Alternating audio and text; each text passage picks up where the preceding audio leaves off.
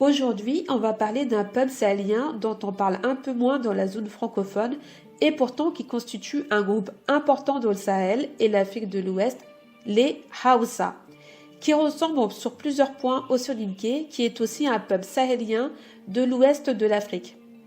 Tout comme pour les Soninké et leur mythe selon lequel leur ancêtre appelé Dinga aurait quitté l'Inde ou le Yémen pour ensuite se retrouver dans la ville de Soni en Égypte et par finir en Afrique de l'Ouest où se situait, selon leur légende, un serpent nommé Bida vivant dans un puits. Les Haoussa ont aussi une légende selon laquelle leur origine est située à Bagdad. Un prince aurait quitté cette ville et se serait retrouvé au Kanem-Bornou, dans le Sahel central, où un grand serpent appelé Sarki bloquait l'accès au puits. Ces légendes de serpents et d'accès à l'eau se retrouvent chez plusieurs peuples sahéliens. Les Haoussa, tout comme les Soninké et les Peuls, étaient situés plutôt au nord du Sahara, plus précisément dans l'Aïr au nord du Niger pour les Haoussa. On retrouve dans le Sahara des gravures rupestres représentant des pasteurs bovidiens qui seraient les ancêtres des Peuls, le plus grand peuple nomade de l'Afrique. On retrouve aussi un autre animal dans les gravures rupestres qui a tout aussi son importance dans l'histoire du Sahel, le cheval, présent des siècles avant le chameau, contrairement à la légende qui veut qu'il ait été introduit par les Arabes en Afrique. Les Haoussa et les Soninké sont deux peuples très liés au cheval.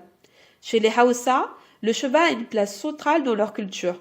On peut le voir lors de différentes festivités. Quant aux Soninké, leurs noms de famille très anciens font souvent référence au cheval et est toujours un symbole de leur culture.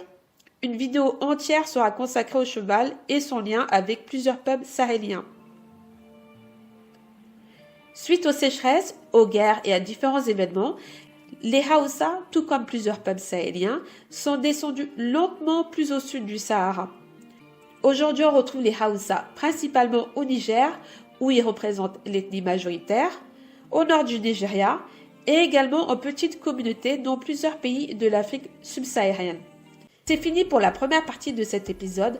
La deuxième partie sera plus élargie au Mandé du Nord, qui comprend les Soninké, les Djakanké, les Malinké ou Mandika, ensuite les Peuls, toujours en lien avec les Haoussa. Je prépare un livre sur l'arrivée de l'islam en Afrique de l'Ouest. N'hésitez pas à me dire si vous avez une préférence pour le format numérique ou le format papier, ou bien les deux. À très bientôt sur Baba du Sahel.